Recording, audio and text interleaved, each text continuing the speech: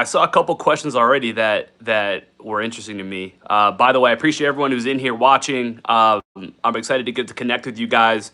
Drop questions that you have in the chat for me. I got a couple pretty good questions through my email, which kind of how I even thought about doing this. Is it's a lot easier for me to answer questions when I can just kind of talk instead of having to like try and type back everything here. So, like I said, you've questions, drop down below. EIJI, that was the one that I saw before I ended the other stream that I really liked. A lot of skills trainer are teaching the wrong way of basketball to the point of forgetting how to read and react, like ball screens, down screens, all this sort of stuff. That is like I mean, that's probably the biggest thing that I talk about now. I just made a video on this on my second channel, the VDB podcast, which you guys should definitely check out, by the way, where it's a lot more like this, where I can kind of go in depth into stuff and whatever. But I talked about how I made a shift in my content over the last few months, where I kind of went from talking about everything and ball handling and athleticism and finishing and all that sort of stuff to now talking much more about IQ and all this.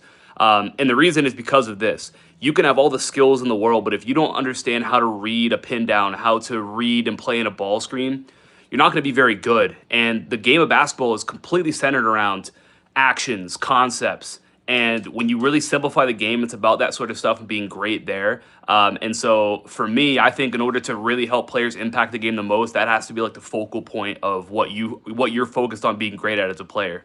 So I'm with you 100% on that. How should I develop my jump shot? Do it as much as you possibly can, especially if you're young and you're new to shooting. It's not the answer that is the flashiest by any means, but what you need is you need reps at it. And I'm not just saying that because that's what everybody says. I'm saying it because you have a power called self-organization, right? Which sounds complicated. All that it means is that your brain has a very good ability at figuring things out if you're willing to put yourself in that position. What I mean is that you're shooting the basketball and you're missing and then you make one. And then all of a sudden your brain, you're able to kind of figure out the pattern. Okay, what led to me making that one and then what led to me missing that one? And eventually you sort of figure out what works best for you, what doesn't work for you, what you need to change, what you need to adjust, what you need to focus on, where you need to improve. And you only get that information by reps, right? So if you're spending more time shooting than anybody else, you're going to get to the point where you have that information a lot faster than everybody else, and that's how you build a baseline. Buzo, I appreciate that, man. I love to hear that. I love to hear that. Haven't hooped in about 3 weeks. How do I get back into rhythm and get as good as I was or better? Yeah, and that's the tough thing. I think the first thing is being able to accept that, like, if you haven't played in a while, you're probably not going to be great. You're not going to feel great the first time back. Just be willing to eat that one. Like, you know what? This is just how it works. What I've kind of felt, because I feel this now, like I'm not training myself like I was back when I was playing or when I was in high school, whatever. But what I've noticed when it comes to like even like lifting weights, like there's times where I'll get inconsistent and I won't do it for a week, 2 weeks, and I in my mind I build up all this pressure. It's like, oh man, I had these numbers and I was lifting this amount of weight, and if I go back now, I'm gonna be way worse.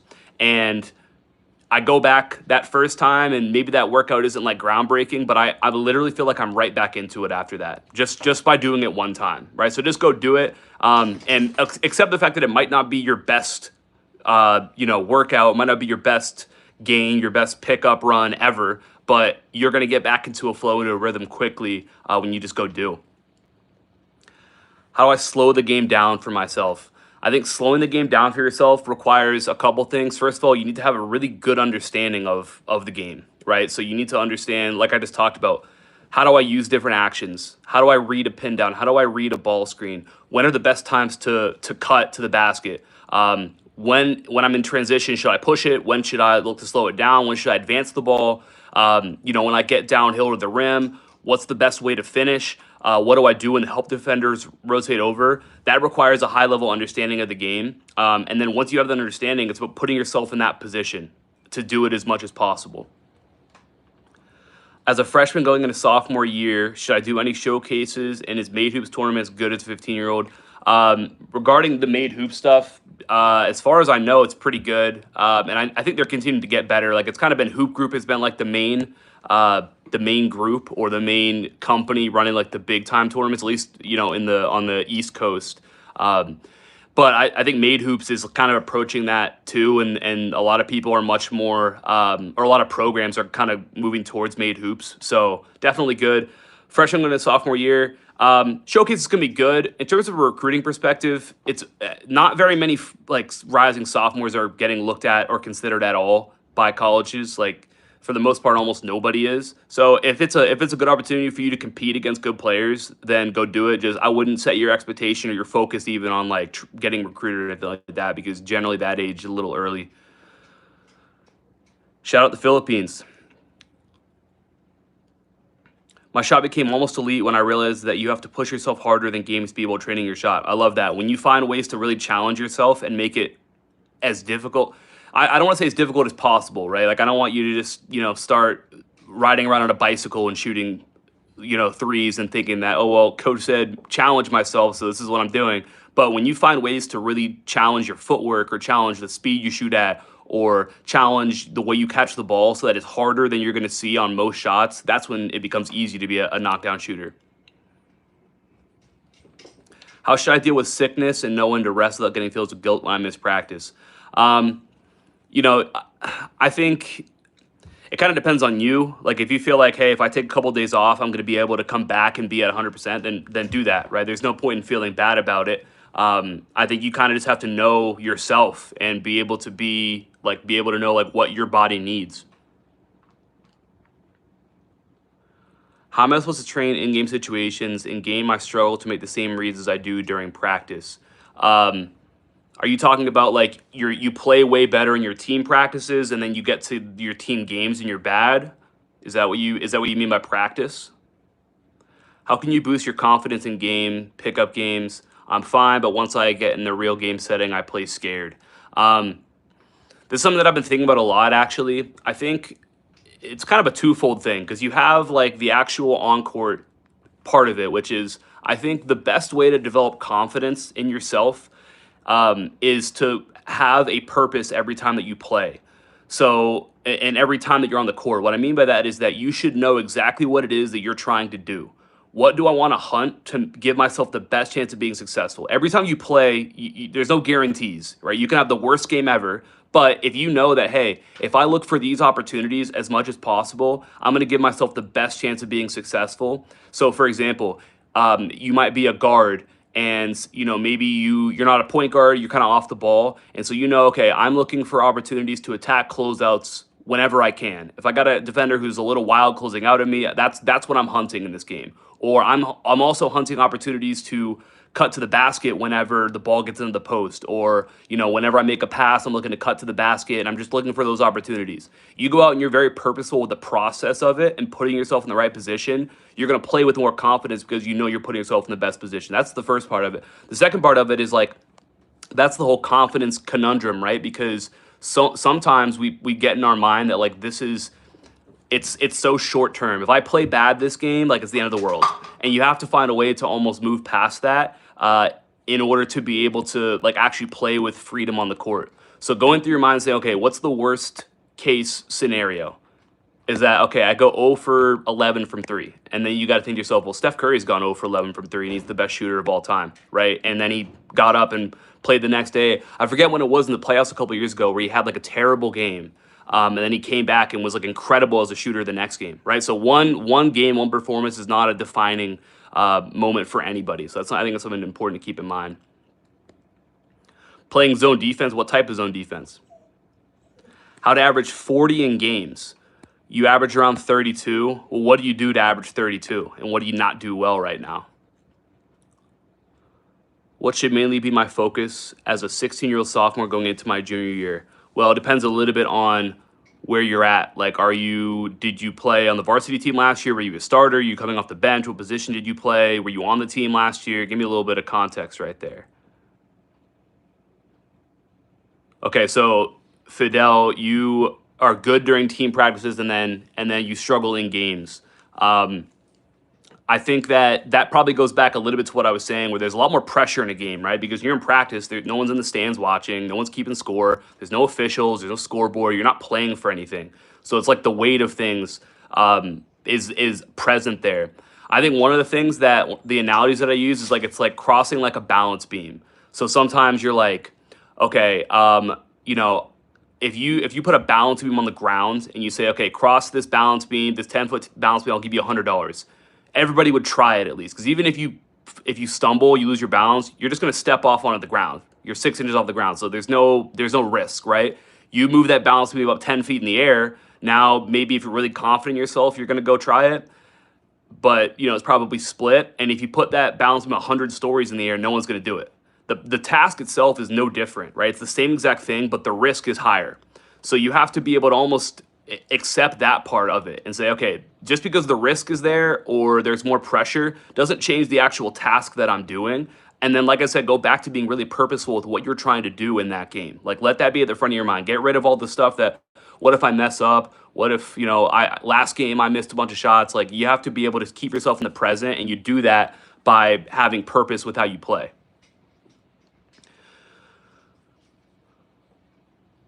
Do I believe in block training? Yeah, I do. I believe in block training when there's certain times where, I think the best way of putting it is that basketball is an art and a science, right? So there's no one size fits all. And I think as a trainer, I have to be able to look at who's in front of me and say, okay, what do they need right now? And sometimes the best thing might be for block training. For example, if you have a big game the next day and you want to go into that feeling really confident, well, the best thing for you might be to see the ball go in a bunch of times. So we might do a lot of block shooting. For anyone who doesn't know what block training is, it basically just means really, really repetitive, not much thought into it. So think like shooting 10 shots on the wing is like a block style of training, as opposed to like a more random style would be you're going to shoot it at the wing, and you're going to shoot at the elbow, then you're going to shoot in the corner, then you're going to shoot a pull up at the nail, and you're kind of changing it up. So it's a little bit different. But in terms of just seeing the ball go in the net, I think that's a great use for block training. And then if you're developing a brand new skill, right? If you're learning a new footwork and you've never done it before and you're uncomfortable with it, I think that can be a really good time to use block training as well. So there's time and place for everything. What should I be doing this summer as an undersized guard going into high school? Get really strong. So the weight room should be your best friend. You spend a lot of time there. That's got to be like your main priority. And that's got to be number one for you. Like if you lack height, you can't lack strength. So you got to get really strong. And when I say strong, get strong at the compound lifts. So bench, pull-ups, squats, deadlifts. If you know how to do it, those are a little tougher. You don't need to if you don't know it. Lunges, anything where you're moving multiple joints, get as strong as you can at those things, first of all. And then be around as much, right? So be around your high school coach, be around the team, be at all the workouts, make sure that everybody's familiar with you, learn a little bit about who your teammates are, what your system is, all that sort of stuff right there. That's really important when it comes to, especially going into high school. Get familiar with things as much as you can, get really strong, and then figure out what it is that you do well and double down on becoming the best at that. So if you're a great shooter, get to a point where you feel like you're the best shooter in the gym. Or if you're a point guard and you're more of a facilitator, get really good at making good decisions and handling the ball and all that sort of stuff. CP, appreciate that. Best way to gain the respect of your teammates. I think one of the most important things is that you want to make sure that you are you do all the right things, right? So I think when you talk about a teammate that guys don't respect, it's somebody who picks and chooses when they play hard, picks and chooses when they show up, picks and chooses when they decide to focus, and you can't trust those guys, right? So don't be that person. Take care of all the controllable stuff first. Do what you're supposed to do in terms of your responsibilities. So don't be missing practices because you're ineligible because you didn't do your homework, or you skip school or something like that. Like, don't let those things be something that holds you back. I think that's a really important thing. And then be a great teammate. So be excited when your teammates do well. Be willing to help them when they're struggling. Any advice that you give them, make sure you're also following it. If you're telling them to play hard on defense and make sure you box out, you better make sure you're also doing those things. There's no quicker way to lose respect than to say one thing and do another thing. Should I shoot on a hoop even if it's 6 inches higher than regulation? If that's what you have, then that's what you have.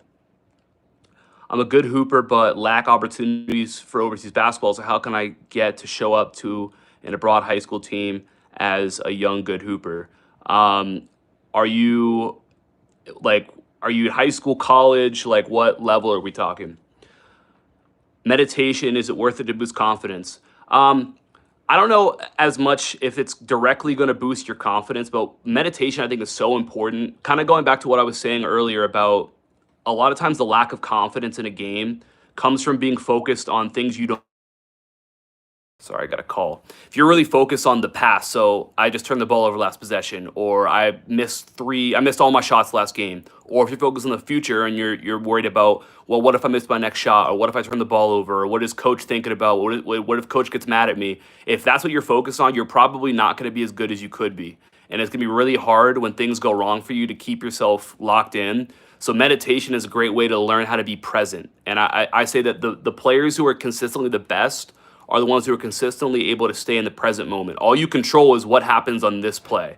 So if you can keep yourself there, you're probably going to be better than a lot of other players who can't do that. And that's where I think meditation is a huge boost to your ability to stay present, which in turn is going to lead to you probably playing more with more confidence.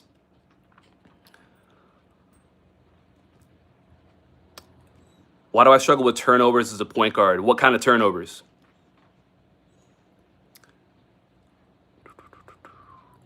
I've been having some trouble with shooting. I make 500 shots a day in game-on situations and speed. It's been consistently like that for a while, but sometimes my shot feels off. Um, so I would say, like, first of all, look at you're making 500 shots a day. Ask yourself how, like, if every single one of those shots is really translating for you. Sometimes I think we chase numbers, and maybe this isn't you, but I'm saying just in general, sometimes the thing is like, okay, this guy shot 100 shots or 1,000 shots a day. This guy made 1,000 shots a day. So if I want to be great, I got to do those things.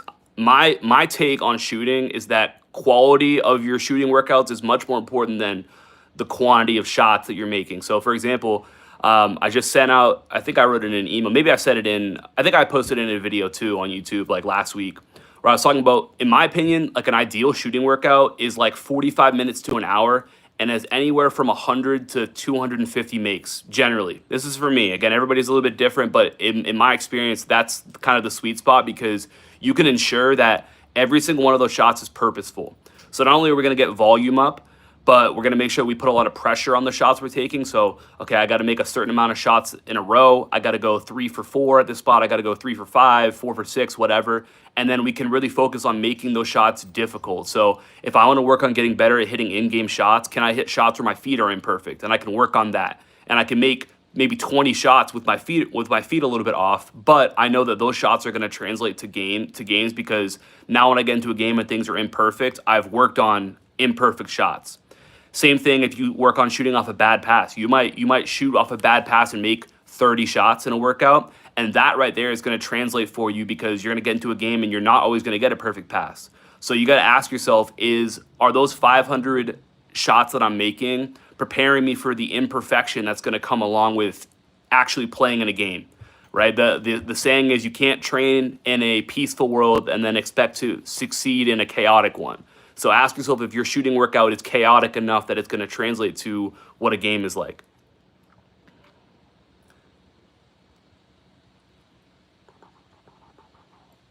If competition around me is little, does that mean I can reduce my work ethic or continue working?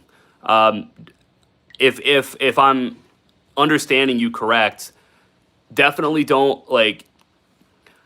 The idea is you want to be the thermostat, not the thermometer, right? So you want to set the tone. You don't want to be there and just adjust to what the tone is, right? So if you're doing things at a high level and people aren't matching it, don't drop to their level. You keep doing what you're doing until they reach it.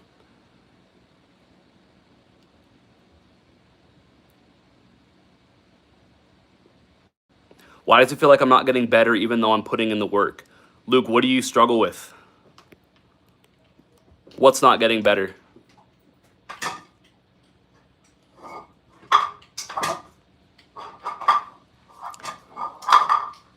I'm trying to get to the NBA and not the best conference. It's good, but I want to be more prepared for better comp. Jane, I think you were the one who said that you were averaging like 32. Was that you?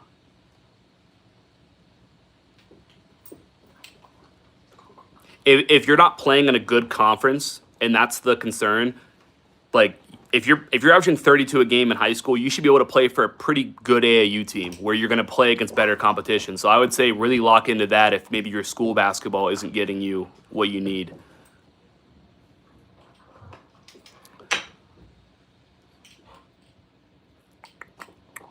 How should I improve ball handling? My take on ball handling is that there's a couple of different things. So I think being able to manipulate the ball or pocket the ball, how a lot of people call it, is a really important skill to develop. I don't do a ton of stationary ball handling with the players that I train, but this is one area that we do a lot of it.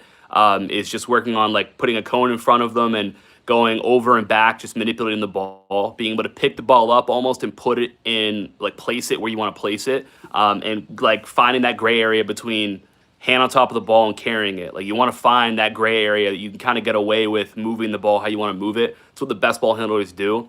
And then I think the other thing too that you want to get really good at is being able to change speeds with the ball.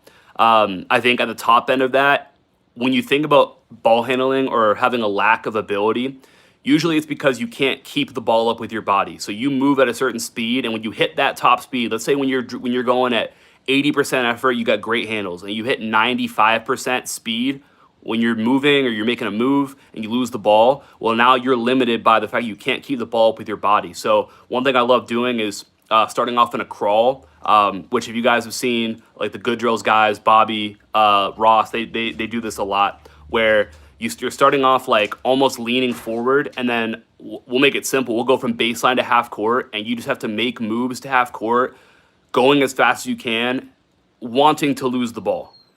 And eventually you do that enough, you're going to be able to keep the ball up with your body as you're going at that top speed, and that's going to translate to you being prepared to keep the ball up with your body when you get into games. And then the other thing I would say with ball handling is that freestyle a ton, have a ball in your hands a ton. One thing that I noticed, like when I first started training like a lot back in like 2019, is that I felt like I was just in the gym for like 4 or 5 hours a day. And I would always like just kind of have a ball in my hands, dribbling around, whatever. And I noticed after a couple weeks that I just felt so much more comfortable with the ball. Like my handles were just way better. I wasn't doing any drills for it. I was just dribbling the ball all the time. And that led to me just being able to handle the ball better, right? And it seems so simple, but I think the takeaway is if you can have a ball in your hands as much as possible and then just kind of like mess around with it, right? So just freestyling, whatever, challenging yourself, that's also how you develop just kind of like that natural feel and ability with the ball.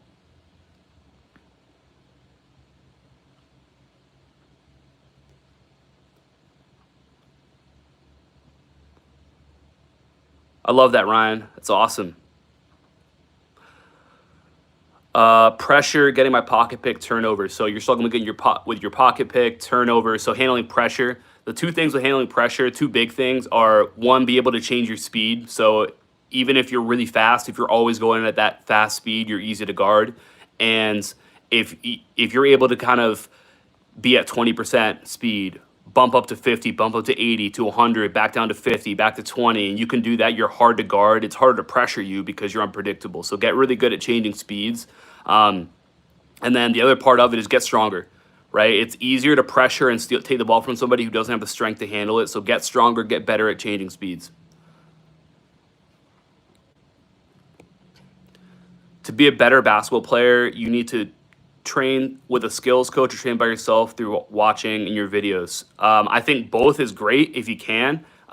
You know, when I first started posting videos, it was with the idea that like not everybody has a trainer that they can go to, right? So I wanted to create stuff that you can use without a trainer and still be able to get better. But it's a good balance, right? Hearing different voices is a good thing, and just experiencing different things and people having different opinions of, okay, hey, I saw this for you, and you know, it's just going to make you better. So if you have opportunity to do both those things, then do it. Do you know Chris Gatlin? If you do, would you say his workouts are good to work on? I don't know who that is. Living in the UK, I don't make many shots a day, maybe 200-300. I don't know if I need to make more. Also, new deals that challenge me more. 200 to 300 makes a day is plenty. That's plenty of makes. Going back to what I said, as long as they're purposeful, as long as there's a purpose behind each shot. So what are you trying to get better at? Am I working on, you know, making shots with pressure on me where I got to make a certain amount in a row so that I get to a game, and with a game there's always pressure on every shot you take. No matter first quarter, fourth quarter, every shot means something. So you want to make those 200-300 shots mean something as much as you can. You can do that by adding pressure, and I got to make a certain amount in a row, or I got to go 3 for 4 at this spot, or whatever. And then, like I said, preparing yourself for the chaos, and preparing yourself for, you know, the imperfections going to come with games. So working on shots with messed up footwork, working on shots where, you know, your hands aren't placed perfectly or the pass is bad. I feel I'm blanking on like more. I'll give you more stuff as I keep going here, and I can think of more ways to challenge yourself. But I've talked about it in a ton of videos before, so if you go on my channel, you'll find some stuff for that as well. Bro, your metaphors are bars. I don't claim any of them. I think pretty much every metaphor I've used today I've heard from somebody else, so I'd credit them if I remembered. But I appreciate that though. Seeing progress in everything, so mainly live play. Okay. What is your goal, Luke? What are you trying to get better at? Right. What is it that you do best right now? And are you working on getting really, really good at that and focusing on being good at that? I struggle to get through gaps and finishing at the rim. How can I improve without having a training partner? Get stronger. Get stronger. That's going to make it easier for you. Even if your pickups aren't perfect and you don't have a ton of experience at, you know, splitting gaps or working on that exact situation, if you're way stronger, it's going to be easier to do that. So that's probably the best thing you can do in that situation. And then watch guys who are really good at splitting gaps and getting downhill, and see what little details you can take away from guys like that. Is it possible for undersized guards to outwork bigger players who are a bit mature in the game? I'm not really sure how to answer that question. How can I find live play during the offseason? Hit up your teammates, hit up people that you know. Doesn't matter. All you gotta do is find one other person and you can at least play ones.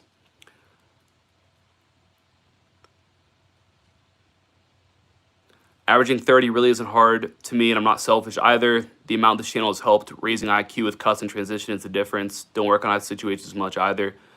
Glad to hear that it's a simple 30 for you. Or not, maybe not simple, but it's an unselfish, it's just a natural 30, right? That's where you want to be, is being able to score without being selfish because you know the game so well, right? That's the goal right there. So I love to hear that, Jaden. Should I listen to coaches say follow your shot?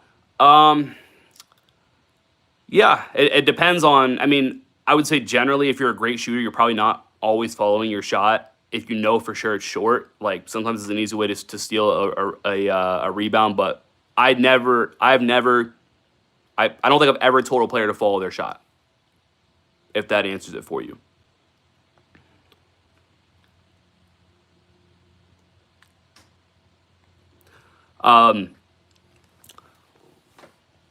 Keep dropping questions in there, guys, if you have them. I'll go through. I got a couple of email questions yesterday that I kind of want to go through. I think it's going to be a good. I think it's some good points for you. The first one was on rebounding. Let me find it here. Losing love for basketball a lot. Quitting is on the table. Why is that, James? All right.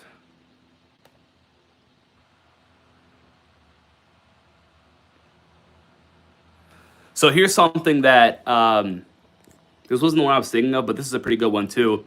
So I got an email, and this player said, "I feel bad when I attack too much, like I'm being egotistical, even though I'm one of the best players on the team. So I'm not as aggressive as I should be, even though when I attack, I create good opportunities for my team."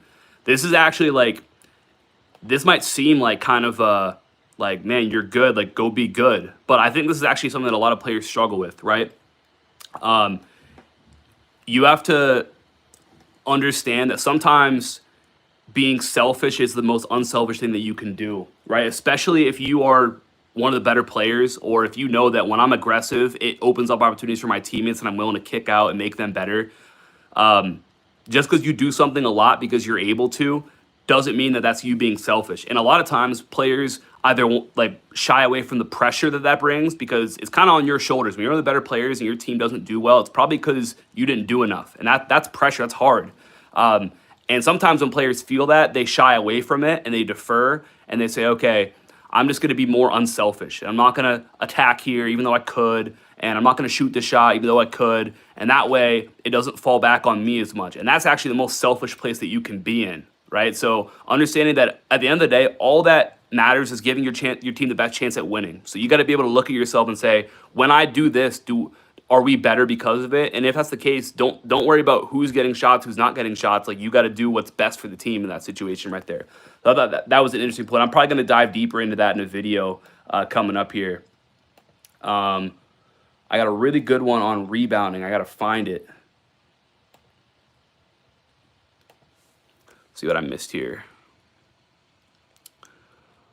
What is the best way to get stronger if you don't have weights? You can definitely do body weight stuff. If you go to my channel, I put out a video in like beginning of COVID, so it was 2020. It was just like an at-home strength training thing. So if you just search that, you'll find it on my channel, and just go and do that. You don't need any equipment for it, at least as far as I can think. You can do it all at home because, you know, I made it when we couldn't do anything but be at home. So go check that out. How can I be an effective knockdown shooter with a high percentage of like 70 or above? The things that we talked about, right? So first of all, spend a lot of time shooting and start to put yourself through that self-organization concept of, okay, I missed this shot, I made that shot, what was the difference? And you'll sort of figure things out a little bit that way, and then get really good at shooting through imperfection. So shooting with your feet messed up, hands imperfect, bad passes, a little bit rushed, a little bit slow. All that stuff is really good.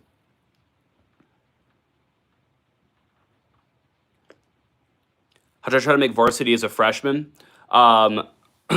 So I think there's a couple things, and I'll think about just the players that I've coached first and what they did to be able to do that. Both of the two that jump out to me who like were starters as freshmen, super coachable, no sort of ego. Like, they didn't come in there thinking, oh man, like I'm the next big thing because I'm a freshman playing varsity. They all they cared about was getting better and being coached, and they wanted to be coached. And I think when you're a coach and you can trust a freshman like that because you know that they actually want to be great, it makes you want to play them more because you know you have them for 4 years. So that's got to be the first thing, is you've got to really want to be coached. There's got to be something that you do really well that makes a coach look at you and say, okay, we need that. Because otherwise, if you're a freshman, it's really easy to defer to an older guy if they can do things about as good as you can, right? So, you know, if you're a pretty good shooter, pretty good ball handler, but there's a junior who's the same things, they've been there for 2 years, it's easier to trust that player. Okay, so you got to find something, whatever it is you're best at. And like I mentioned earlier, you've got to focus on that this offseason and make that, like, become elite at that, become the best in the gym at that one thing, maybe two things.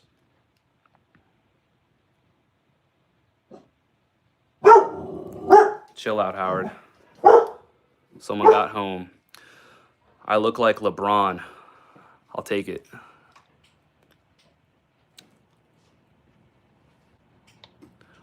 What should I mainly be working on as a 16-year-old 5'10" shooting guard going into junior year?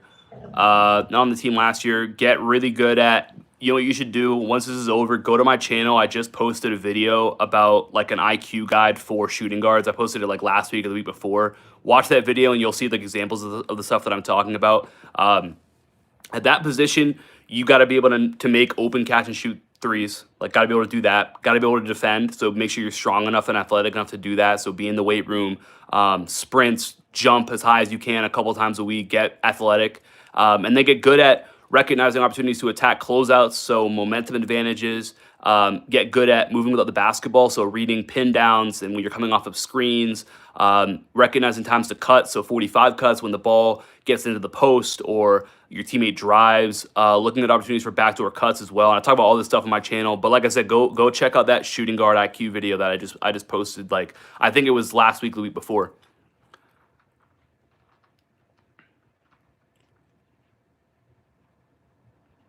A lot of skills coaches and social media are sharing misinformation. What's your advice if other people don't know about fundamentals to avoid misinformation. I think my take on that is that I think you want to find like I don't think you want to listen to everybody. Like I think this is kind of a good thing for players to hear. There's so much information out there. Like there's so many trainers out there, so many people talking about basketball and how to get better.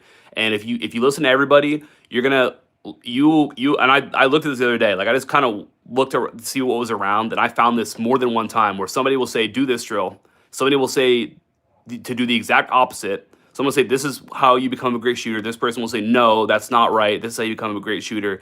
Before you know it, you've got so much information that you're overloaded. You have no idea what to do. So find 2, 3 people at most that you really trust, that you really buy into, and that can show some sort of results for players that are using their stuff or watching their stuff, and just focus on those few people, right? Because sometimes there's misinformation, sometimes it's just differing opinions, and who's to say who's right, who's wrong all the time. So find a couple trainers that you really like, that you really connect with, and just focus on what they say and don't let yourself get overloaded by all the other stuff.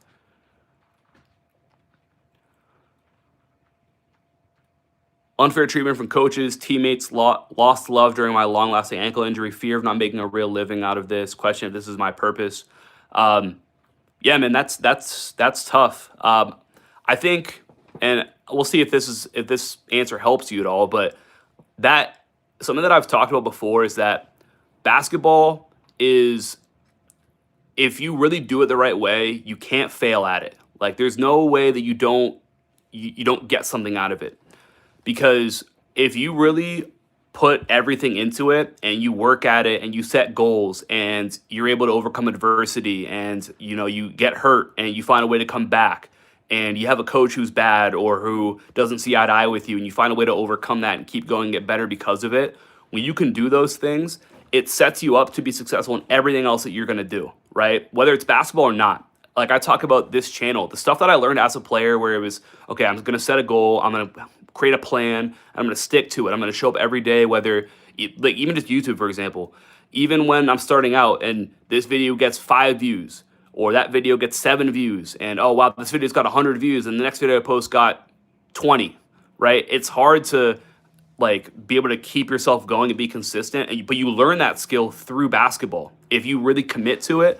And then you don't know, like you have no idea what's going to happen. Like things can change like that, and you won't even see it coming. So you have to try and prepare yourself for those opportunities as much as possible. But even if it doesn't, even if it's the worst case and nothing comes out of it, and you don't succeed, you don't reach the goals you set for yourself right there, the fact that you learn how to overcome adversity, you learn how to be consistent and show up day after day when things are hard, whatever you end up doing after this, you're going to be really thankful that you went through the difficulty of basketball, because it's going to prepare you. It's going to feel easy. I know a lot of people who only hire former college athletes.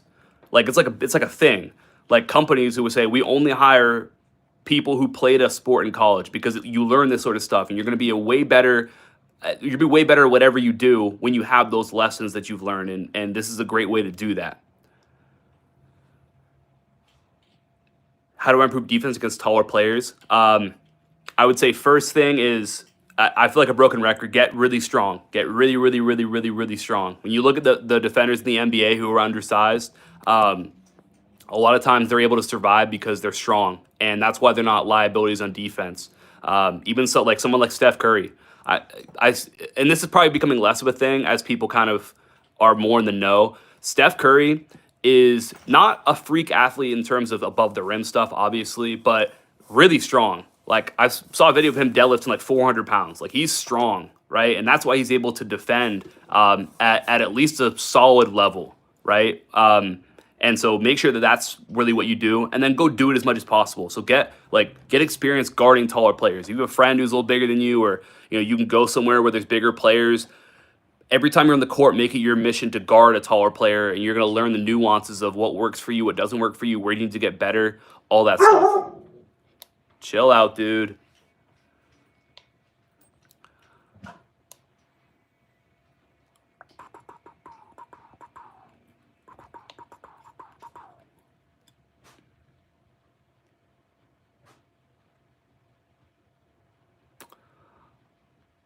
Um, most of the time I'm by myself, so I don't have anyone to guard me or pass to me. How can I get realistic reps? So this is where challenge becomes important, especially when we talk shooting. So you want to be in that Goldilocks zone. So if you're by yourself and the workouts you're doing are easy and you feel like you're making shots consistently, it's like kind of easy for you. Find ways to make it a little more difficult. So the stuff that I've talked about with adding challenge to it, adding pressure to it, where you say, you know what, you get really good at making 3 in a row, up that to 5 in a row, and challenge yourself that way. Going back to the ball handling point that I talked about earlier, how to improve your ball handling, like work on keeping the ball up with your body out of that crawl start, freestyling, moving the ball as fast as you can. Make it your mission that you have to mess up. Like you have to lose the ball because you're pushing yourself so hard.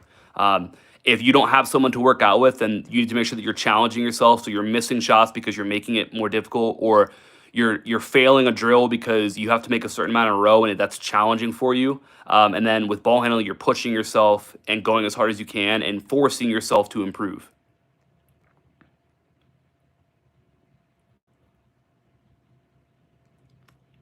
Should your shooting form be adjusted over time if you're missing shots, or should you just stay consistent?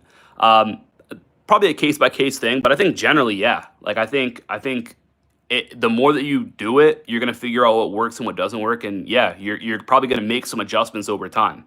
But wouldn't overthink it. I think that's an issue, is that players overthink their shooting form so much, right? Chances are, if you struggle to shoot, you probably aren't doing it enough. Now, I'm not saying that there aren't adjustments to make. I'm not saying that shooting form doesn't matter. That's not what I'm saying. I have videos on shooting form. I have a shooting program that walks through shooting form. So I'm not saying it's not important.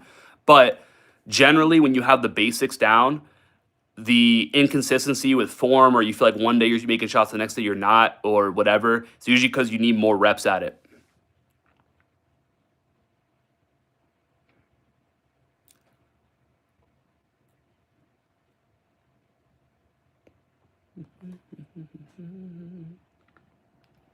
I'm thinking probably like 5 more minutes on here. Probably end this at like 7. So anybody else has questions, any follow-ups right there, any suggestions, anything any type of videos you guys want to see, also let me know.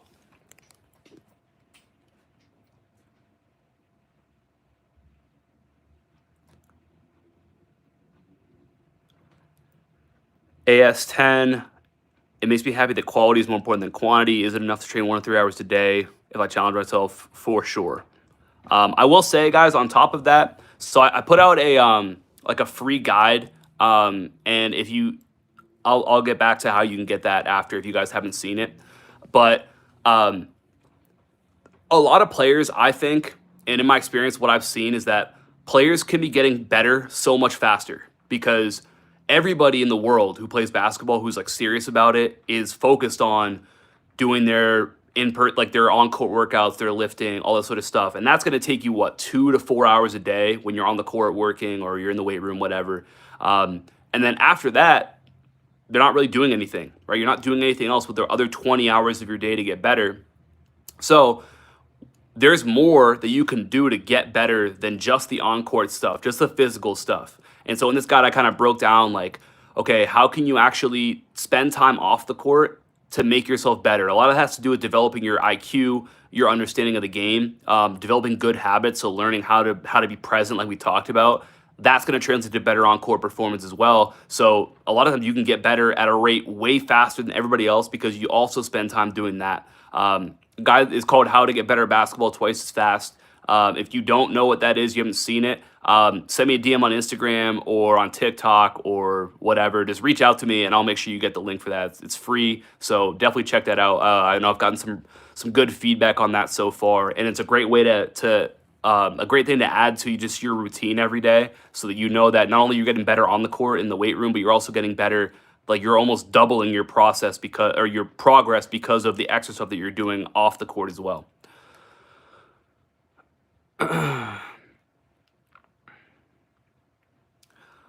Played my first varsity game, spring league. My teammates said that I was playing sped up. I wanted to be aggressive, but I'm not gonna let the game come to me. Would you say you really turned the ball over, or just like shooting bad shots? Like what did you do that made them say that you were playing sped up? Working on the weight room. What should I be working on the weight room? Yeah, so I've talked about this in a couple of videos recently. And if you go, like, you just type in vintage room basketball and weightlifting or strength or something like that, and you'll have some stuff come up for it. But the general, like, the synopsis of what you should be doing in the weight room is you want to anywhere from 3 to 4 days a week. Honestly, 3 days a week is probably good enough for most players. You want to get really strong at the compound lifts. So compound lifts just mean multiple joints. So like for upper body, it could be bench press, pull ups, bent over rows, shoulder press. For lower body, squats, deadlifts, lunges, all that sort of stuff. Get really strong at those things, and maybe if you do 4 days a week, you have 2 days that are upper body focused, 2 days lower body focused. And if you just focus on those things, like, you're gonna get way stronger if you're consistent with it.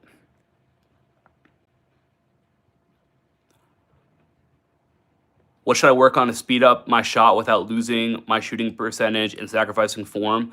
I would say make it super simple for yourself. Like, go into, like, take 5 minutes, 10 minutes in your workouts and just work on shooting faster. Even if it's like borderline uncomfortably fast, and detach yourself from the outcome of it right there, because your goal is to eventually shoot faster and make it. But the first part of it is that self-organization. So you got to put yourself through it and work on shooting faster. And okay, you're gonna miss a bunch of shots, but eventually you're gonna make one. You're gonna figure, okay, here's how I adjusted to do that. And that's like a subconscious process, right? But you just got to do it. So take 5 minutes, 10 minutes during your workouts and just work on shooting faster. And don't get frustrated if you're missing, because eventually you're going to figure out what works best for you. And over time, you're going to miss less. Appreciate that, Ryan. Happy to hear that.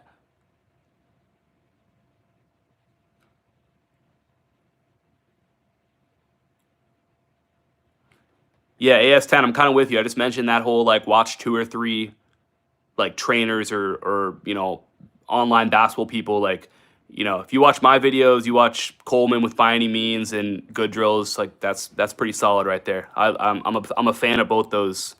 Well, I guess all 3 of them, Bobby, Ross, and Coleman with By Any Means. They're good. Bad shots when I was trying to get past my defender like I did on JV.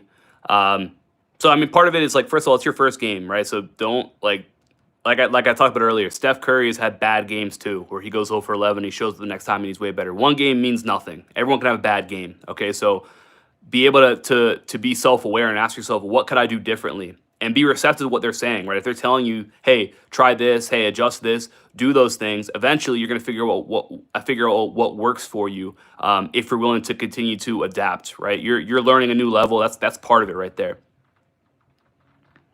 As a small player, how could I have more confidence playing against adults as only a teenager? First of all, I love that you're doing that. Like, this is something I'm big on.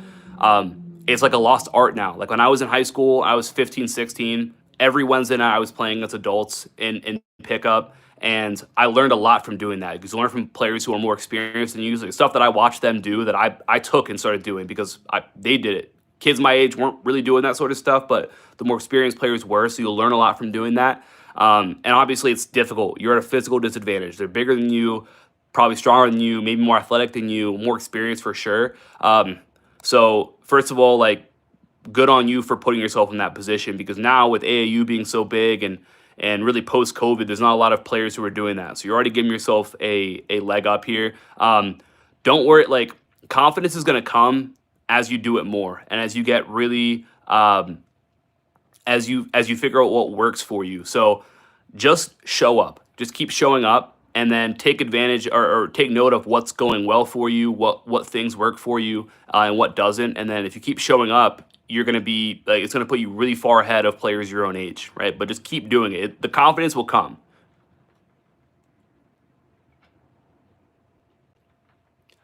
Can you explain before why you said block training is overrated?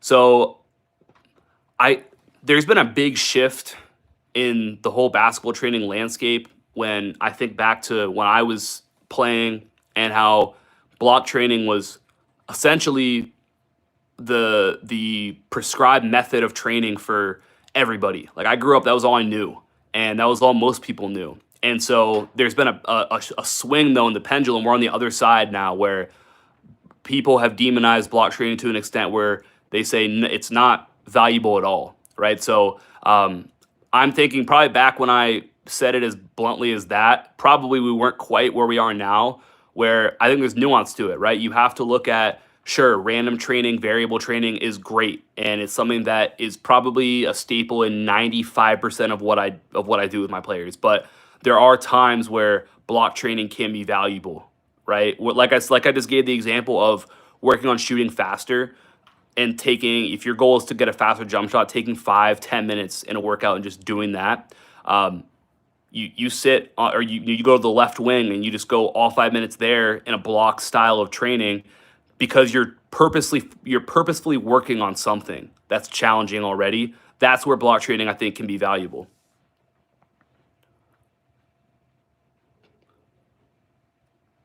I'm obsessed with basketball and training such improving my game, but just lack the same drive for long and focused film study. What's your opinion on this? Something I need to push through or common? Like someone told me I don't like somebody told me I don't love the game since I don't watch enough film, but I just find it so monotonous and I kind of feel guilty. I don't enjoy watching basketball as much.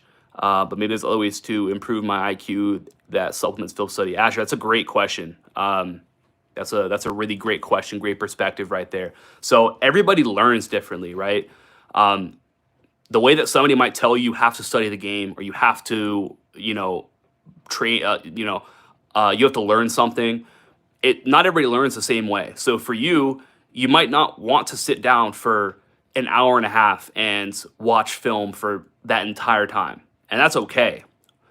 Can you find a way to like use the snowball effect though, where you say, okay, 10 minutes a day, I'm going to watch whatever it is you're trying to get better at, like whatever sort of skill you want to get better at finishing. So you watch Jalen Brunson finishing highlights, something simple. You want to get better at using ball screens. You watch Chris Paul ball screen highlights or Trae Young, or college games. You want to get better at using pin downs. So you watch 10 minutes of pin down breakdowns or whatever you might want to do.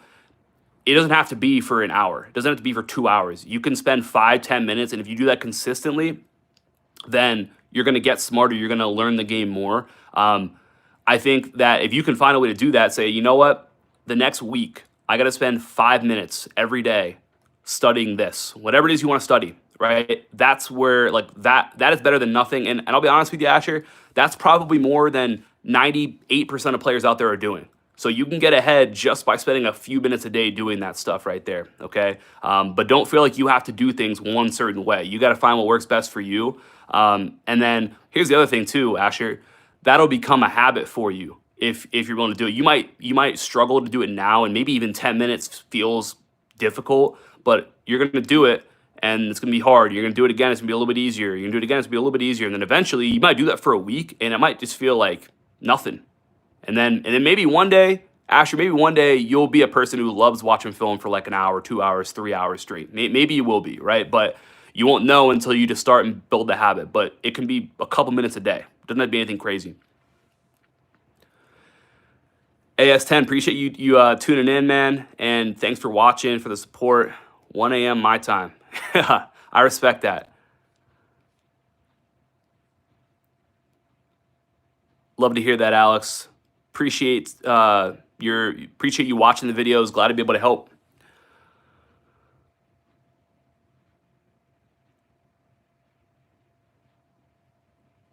I love your channel. How can I, as a college player, outwork everybody and work harder and smarter? Don't worry about everybody else. You just got to worry about yourself. For sure, Asher. All right, hey, I'm gonna end it here. Take the dog outside before he freaks out more. Appreciate everybody who's watched this and who stuck with it through the technical difficulties that we started off with. I love doing these sort of things, and it lets me kind of get more in depth and connect with you guys. So you guys have more questions, send me a DM on Instagram. Leave a comment on a YouTube video, send me a DM on TikTok, or send me an email, whatever. Like I said, if you guys want that guide on how to get better twice as fast, DM me, leave a comment. I'll make sure that you get that. And yeah, appreciate you guys, and have a good rest of your day or